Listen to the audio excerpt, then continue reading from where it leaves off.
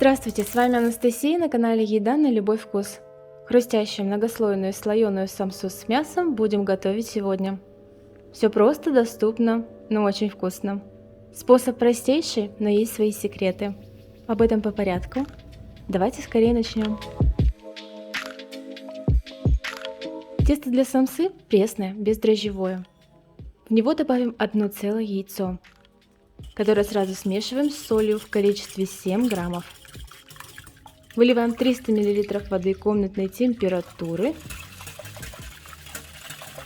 Начнем замешивать мягкое тесто, добавляя постепенно муку.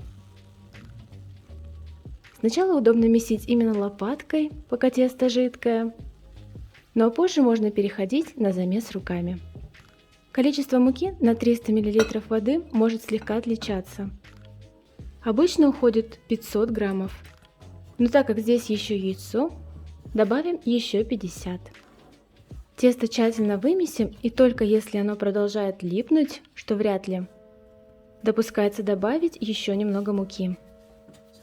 В нашем случае ровно 550 грамм понадобилось по рецепту. Окончательно вымешиваем до гладкости. Тесто должно быть мягче, чем на пельмени. Заворачиваем его, оставляем на 20 минут прямо на столе, чтобы клейковина развилась. Смешиваем 1 к 1 муку и кукурузный крахмал.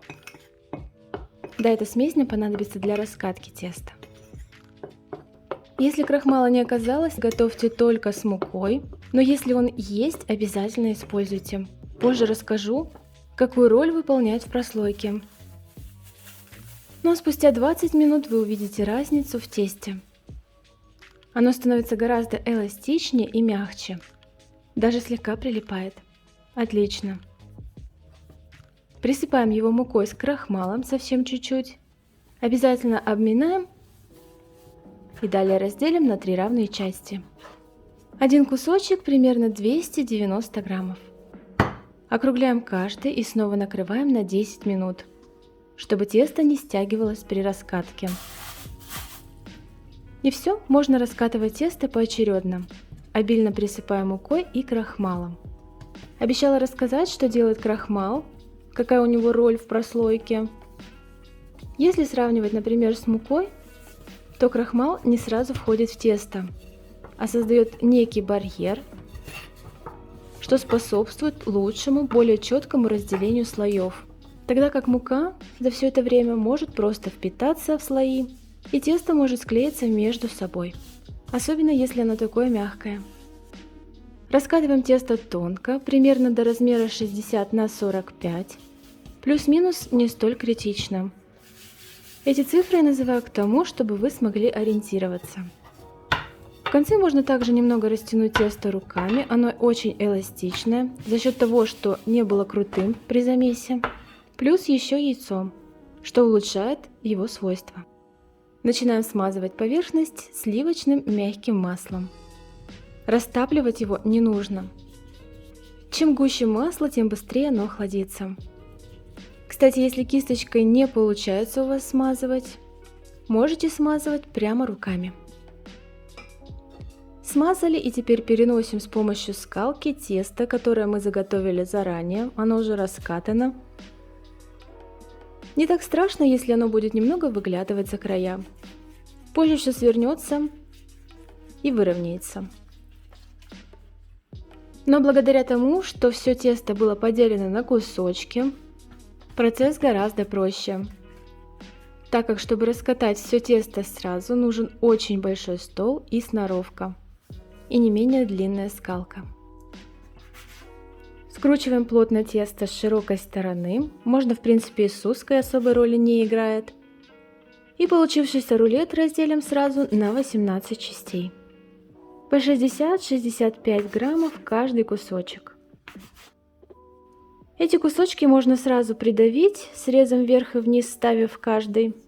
Либо, как я, поставить сначала охладиться тесто и потом уже формовать дальше. Тесто можно поставить в морозильную камеру на 30-40 минут, так ускорим процесс. Либо на ночь ставим в холодильник, если планируете самсу печь, к примеру, завтра. Но обязательно накрывайте вплотную, чтобы тесто не засыхало сверху. Берем 500 граммов репчатого лука, нарезанного мелкими кубиками. Добавляем по вкусу соль и черный молотый перец, а также зиру. Это семена кумина. Но прежде чем их добавить, растирайте между пальцами, чтобы появился аромат. Без зиры тоже можно приготовить. Мнем лук со специями до выделения сока и только теперь смешиваем с мясом. Можно использовать говядину или баранину. В моем случае это говядина, нарезанная с помощью ножа на мелкие кусочки. Если у вас нет времени, пропустите мясо через мясорубку с крупной насадкой, либо используйте готовый фарш. Достаем тесто из морозильной камеры спустя 40 минут. Срезом вверх и вниз ставим.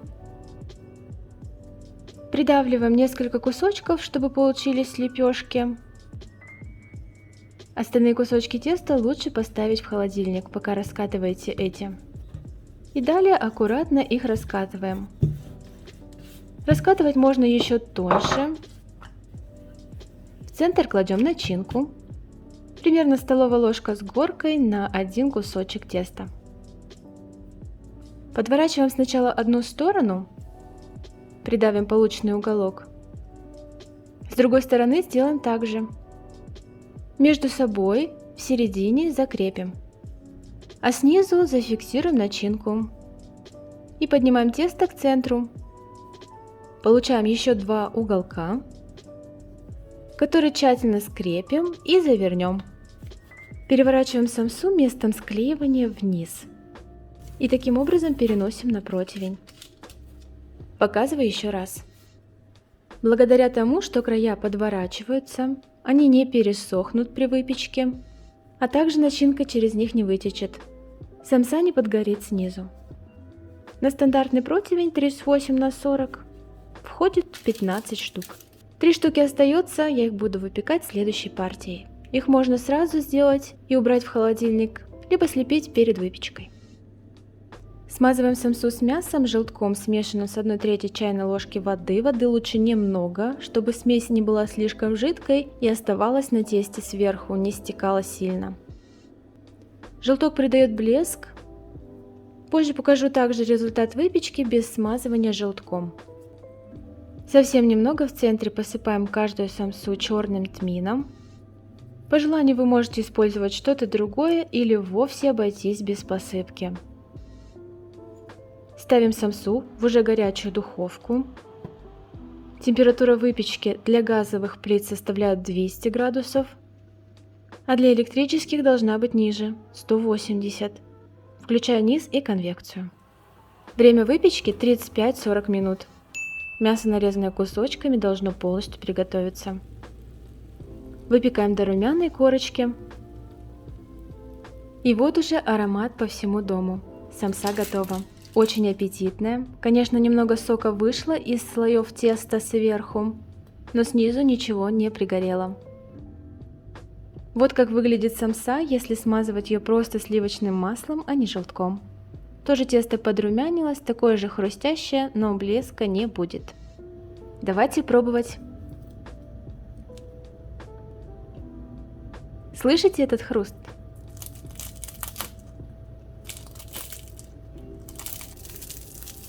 Конечно, тесто еще только что из духовки, самса очень горячая, обжигает руки.